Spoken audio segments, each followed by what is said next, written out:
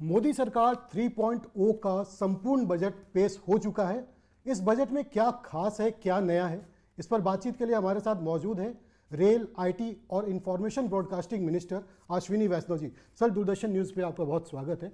सबसे पहले सर, इस बजट पर आपकी प्रतिक्रिया जानना चाहेंगे। पिछले 10 वर्षों में प्रधानमंत्री श्री नरेंद्र मोदी जी ने देश की इकोनॉमी को एक बहुत ही संजीदा तरीके से, एक गरीबों को, वंचितों को एक कल्याण की भावना से, एक वेलफेयर की भावना से, एक ऐसी भावना से जिसमें कि इंक्लूसिव डेवलपमेंट हो, उस भावना के साथ 10 वर्षों में इकोनॉमी को एक नई शेप दी है।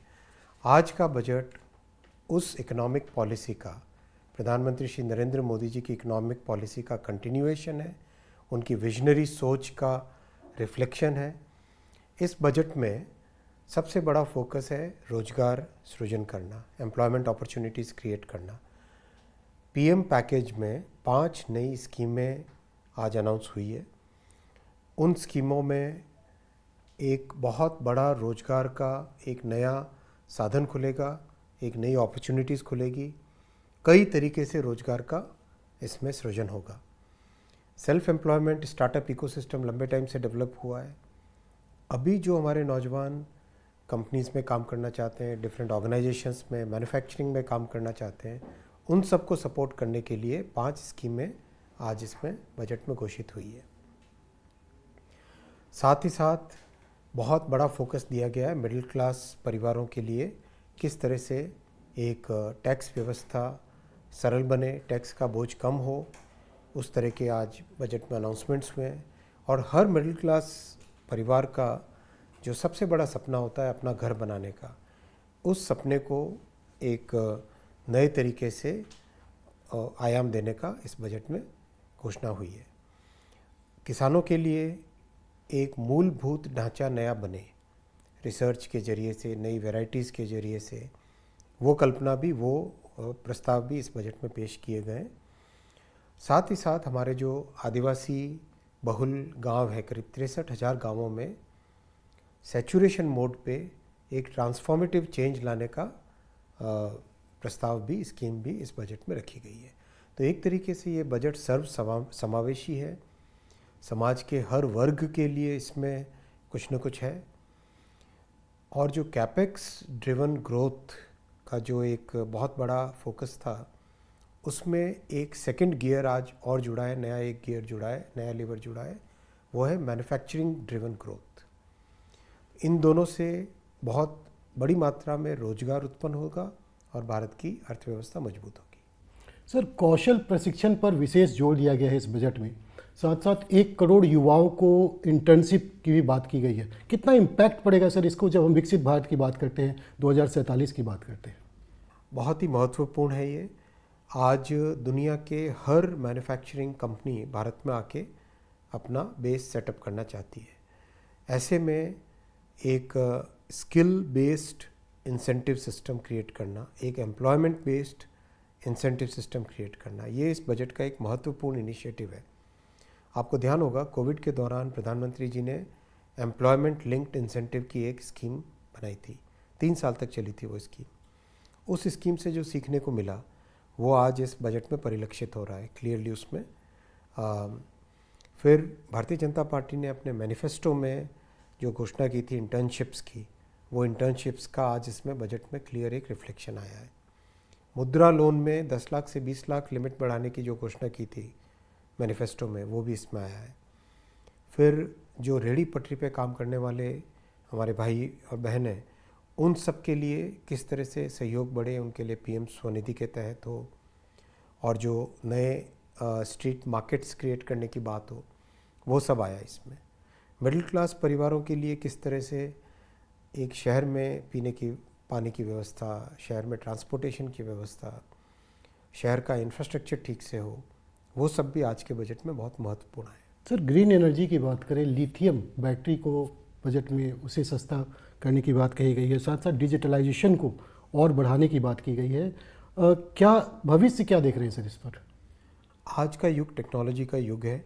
इस टेक्नोलॉजी की युग में प्रधानमंत्री श्री नरेंद्र मोदी जी ने पिछले 10 वर्षों में एक ऐसी फाउंडेशन ले की है, चाहे वो डिजिटल इंडिया के थ्रू हो, चाहे मेक इन इंडिया के थ्रू हो, चाहे स्टार्टअप इंडिया के थ्रू हो, चाहे स्टैंड अप इंडिया के थ्रू हो। तो ये जो फाउंडेशन क्रिएट हुई है, इस फाउंडेशन पे अब अगला स्टेप लिया गया है, जिसमें ग्रीन एनर्जी के लिए एक जो बहुत बड़ा दुनिया भर में जो एनर्जी ट्रांजिशन चल रहा है, उस एनर्जी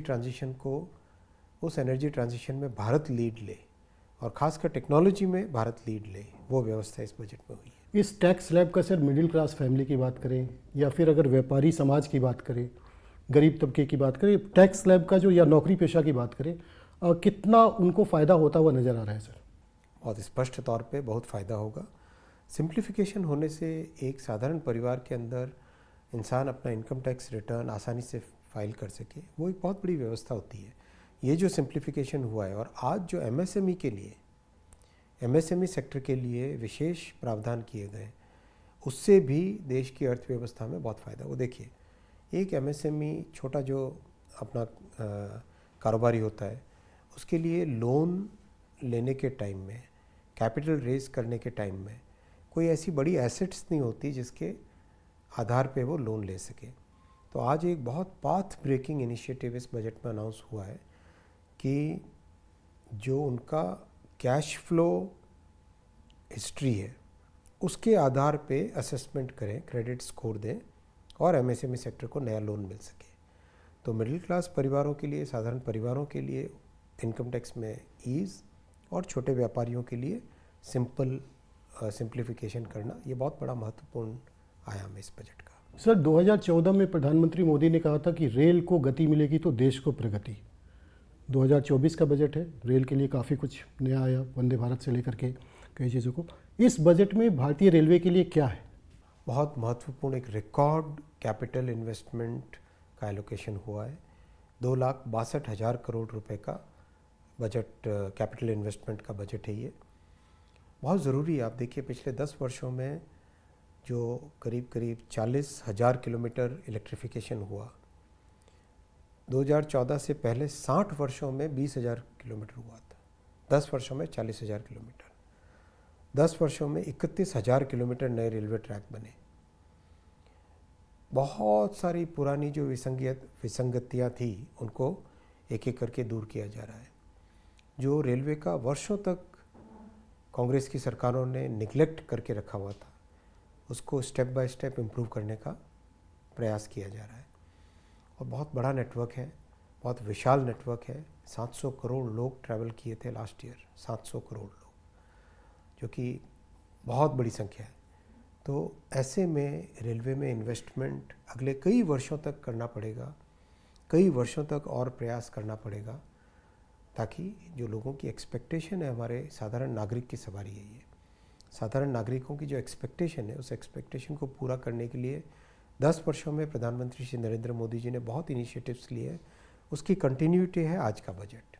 सर आर्टिफिशियल इंटेलिजेंस की बात करें, आपने पुणे में भी देश का रेलवे का पहला जो AI बेस्ड लॉन्ड्री की शुरुआत की थी। इस दिशा में आगे क्या किया जाएगा इस बजट के तहत? टेक्नोलॉजी का उपयोग भरपूर मात्रा में करना है। टेक्नोलॉजी से सेफ्टी के नए डायमेंशंस आते हैं, और जो हमारे यात्री हैं और जो माल की ढुलाई, उन दोनों में भी एफिशिएंसी आती है। तो टेक्नोलॉजी का उपयोग अच्छे से करना है। अंतिम सवाल सर, प्रधानमंत्री आवास योजना को 3 करोड़ और बनाया जाएगा, जो गरीबी शहरी गरीब हैं या फिर इनके लिए, इसका जो विस्तार है, इसका क्या इम्पैक्ट देखेंगे? अभी चुनाव के दौरान कई जगह जाना हुआ, इससे पहले मध्य प्रदेश के चुनाव के दौरान भी कई जगह जाना हुआ। किसी भी आप दूर से दूर के गांव में जाइए, जब आप एक गरीब के घर को पक्का घर में कन्वर्ट होते देखते हैं, उस व्यक्ति के, उस परिवार के जीवन में एक ऐसा बदलाव आता है जो 2, 3, 4 जनरेशन्स का बदलाव है।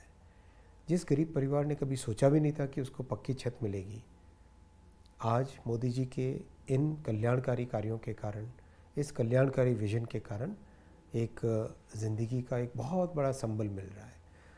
इसी भावना के साथ 10 वर्षों में जो 4 करोड़ घर बनाए मोदी जी ने, अब 3 करोड़ और नए घर का संकल्प लिया है, जो कि बहुत ही सराहनीय, बहुत ही एक वंदनीय है।